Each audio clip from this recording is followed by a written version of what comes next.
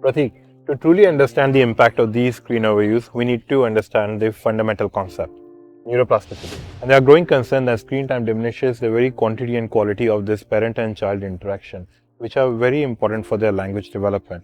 That means the child has less opportunity to develop and practice their language skills. This is why it's a silent epidemic. It's not a virus that we can quarantine. It's baked into the very tools we use. As a GP, I'm also seeing a growing concern in my practice regarding the mental health and the neurodevelopmental issues. So are you saying that screens are causing neurodevelopmental issues? And if it is impacting individuals, what about the core unit of the society, which is the family? This constant digital presence often displaces that valuable face-to-face family interaction, which is very important for building bonds. This sedentary, screen-centric lifestyle is what we GPs are seeing as a growing health concern among Australians. Let's consider, why can't we put these devices down? Why are we so hooked to these devices?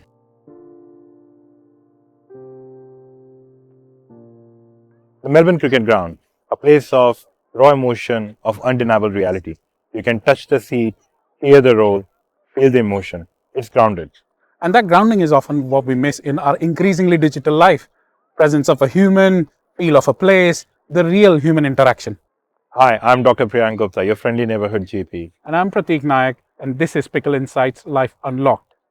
So today, we are at the heart of Australian sports and culture, where we are challenging the invisible and the intangible forces that are reshaping our brains, our world, and frankly, our relationships. In our last episode, we introduced what we are calling the silent epidemic of screen overuse. We explored how the glowing rectangles have subtly become the essential part of our lives, especially for our children. We discussed the sheer ubiquity of those devices, how pandemic accelerated our reliance and screen overuse.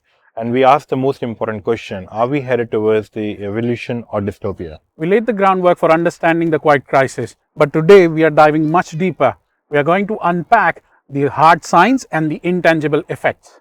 Absolutely. We are going to confront some uncomfortable truth and see what this digital tether is doing to our brain, body, and the very fabric of our families.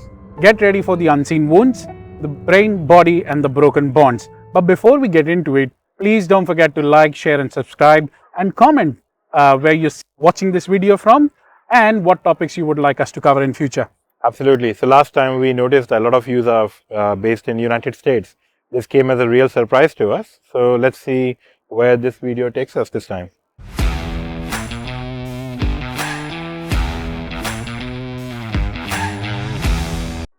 Prateek, to truly understand the impact of these screen overuse, we need to understand the fundamental concept, neuroplasticity.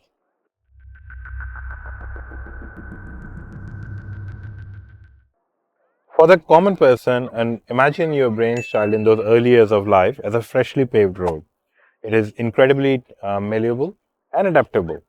Our brain learns from every interaction we have, every new experience, a touch, a sound, a smile, how we explore the toy. It lays new connections, new pathways, making the road more complex, more efficient. So is this neuroplasticity in action? Yes, it is. It's brain's amazing capacity to reorganize itself by forming new neural connections. Literally how we learn, how we adapt, and how we shape our minds. So you're saying the brain is continuously rewiring itself on what it does? Are you just talking about AI? Not AI, it's the OG HI, human intelligence. And not only this, this rewiring during the early childhood is happening at an unprecedented rate. We're talking about million neural connections happening each second. The period of intense neuroplasticity is very critical. The type of experiences a child has during this time is very critical. It sculpts the brain and it literally decides how a child will handle the memory, attention, the social skills, and the emotional dysregulation. If the brain is such an incredible learning machine and so adaptable, what happens when the screens dominate those initial crucial formative years? Well, that's a chilling question, Prateek. The evidence suggests that the screen overuse is creating profound and unseen wounds across all aspects of our well-being, especially in children. Let's start with Quebec longitudinal study. It's a significant study which followed thousands of students over the year. It found there's a connection of screen overuse to overall academic performance. It noted that there was 7% decline in classroom participation and 6% decline in maths proficiency by grade 4 if the same child was exposed to TV screens by 1 hour at the age of 2. Imagine that. This isn't just about time wasting. it's about altering the neural pathways for learning. True. And further study, including systematic reviews, consistently link the screen overuse, media multitasking to poor academic achievement, especially in core subjects like maths and English. As a parent, this is concerning because we are not just talking about fleeting impact, but something that genuinely sets them back for years in foundational skills. Absolutely. And one of the most profound impact we are seeing is on the language development. The early years are very critical for vocabulary and phonology, skills built through rich face-to-face adult interaction. Studies frequently underscore the importance of human interaction for language acquisition. But it seems like screen time often displaces these interactions. Precisely. And there are growing concern that screen time diminishes the very quantity and quality of this parent and child interaction, which are very important for their language development. That means the child has less opportunity to develop and practice their language skills. Peak medical bodies like RACP has been saying in their guidance that very young children under the age of 2 particularly benefit more from interactive play with their caregivers. They absolutely advise not to use screen as a babysitter. But they're not actively watching TV, it's on in the background. Surely that's okay. Even the background television, Prateek, has proven adverse effect on language skill, executive functioning, and the cognition, especially in children under the age of 5. Our body, RSCGP, advises to use background music instead of having TV turned on, recognizing its subtle but significant impact.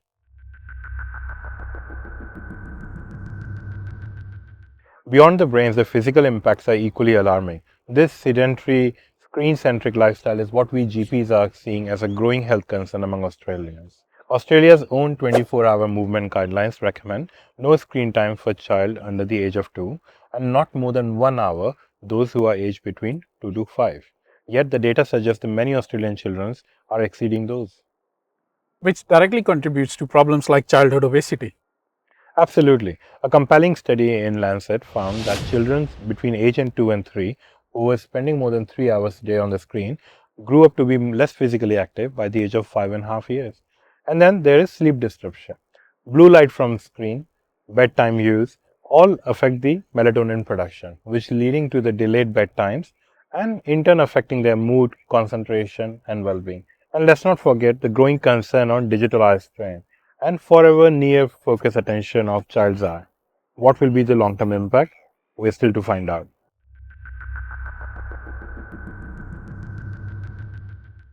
As a GP, I'm also seeing a growing concern in my practice regarding the mental health and the neurodevelopmental issues. Parents are often bringing their young ones with the concerns of anxiety, behavioral challenges, and poor social skills, which are clinicians often associating with conditions like autism and ADHD. So, are you saying that screens are causing neurodevelopmental issues? No, it's not established that the screen overuse are causing neurodevelopmental issues like ADHD or autism, while there is growing clinical observation and emerging research which are often relating these conditions to screen exposure during the early developmental window. It can mimic some symptoms and also exacerbate existing predisposition. Limited social interaction, overstimulation, and delayed language can often present in ways which makes the diagnostic picture very difficult even for us clinicians. Some studies, including one meta-analysis, noted that increased screen times poses challenges in children and adolescents, including lack of self-control, poor social skills, and difficulty making friends.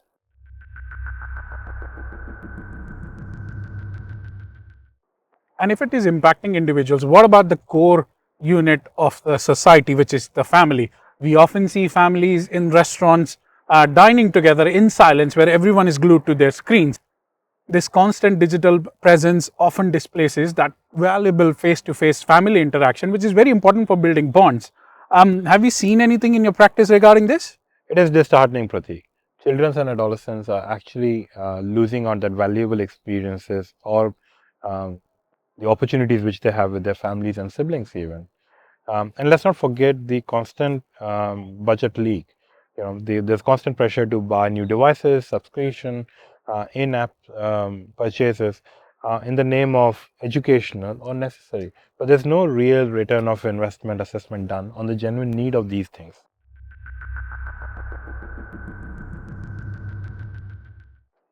Now that we've laid out the impacts, which is a stark picture, let's consider why can't we put these devices down? Why are we so hooked to these devices? Let's talk about something called persuasive design and the power of algorithms. Prateek, you're saying that it's not accidental that we get hooked. It's by design? Absolutely. These apps are meticulously designed to influence user behavior and keep you engaged, hooked onto these platforms, and exploit the very core vulnerabilities of human nature: our desire for connection, approval, and novelty. Let's break it down into few key elements. The first one is variable rewards and schedules. It sounds like something which is straight out of behavioral psychology. It exactly is. It's like what the principles used in slot machines.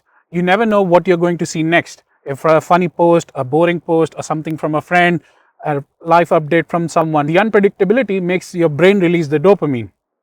The feel good chemical associated with pleasure and reward in anticipation of that next hit. Exactly. Each like, each comment, each new piece of content is a mini reward, which constantly reinforces the behavior of scrolling. This creates powerful, almost addictive loop, making it incredibly hard to stop. And the second element is infinite scroll. This seemingly innocuous design feature removes any natural stopping point. There's no end of the page. This endless stream is designed to keep you consuming content without realizing how much time has passed, And your brain never gets the natural cue to know when to stop or disengage. leading to what some might call doom scrolling. And the next element is social validation. But Prateek, we are social creatures. Yes, but the features like likes, hearts, shares, and follower count tap into our deep-seated need for approval and validation. When a child or an adult posts something and get immediate positive feedback, it triggers a surge of dopamine. This reinforces our desire to seek more validation. Leading to constant checking and seeking external validation. Exactly. And the next element is notifications. The tiny red bubbles, vibration, and the sound. These are not just reminders. These are carefully crafted features to pull you back into the app. But Prateek, even I find them useful sometimes. Yes, they create FOMO, the fear of missing out, making you feel like you might miss something important, isn't it? They demand your attention, fragmenting your focus from the real world. And the last one is algorithms and personalization. These powerful algorithms, often powered by AI, they're designed to meticulously track your every tap, every scroll, and watch, learn your preferences, even your emotional state.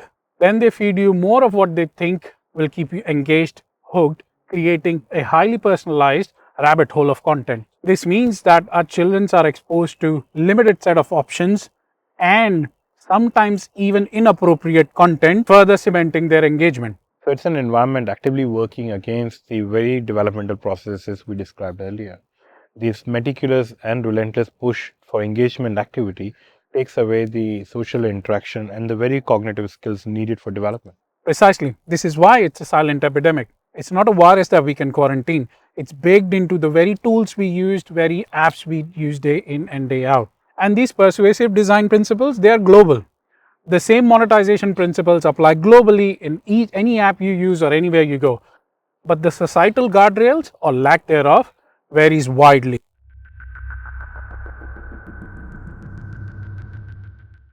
So Prateek, we have covered a lot today, from unseen wiring of the young mind to the ripple effects on their health, learning and development. It's clear that the issue is not a parenting one, it's the societal one. It's time we move from awareness to the accountability. That's exactly where we're headed next. We're not just talking theory anymore, we will be naming names. We'll dive into the actual platforms and the content types having the greatest psychological impact. We will look into the profit motives, the actual design, and how they are weaponized to actually affect the psychology of a child. And it's not all doom. We are going to look at what are people doing, what are the policies, what are we doing globally, and here in Australia, what are some of the changes in action, policies, and when people are saying enough is enough. It's a must listen, the architects of attention. Who's pulling the strings behind it and what you can do about it. Join us next time at PickleInsights Life Unlocked. And don't forget to like, share, and subscribe to PickleInsights. Leave a review and share this video with someone who will benefit from it, because the conversation is just beginning. See you next time. See you next time.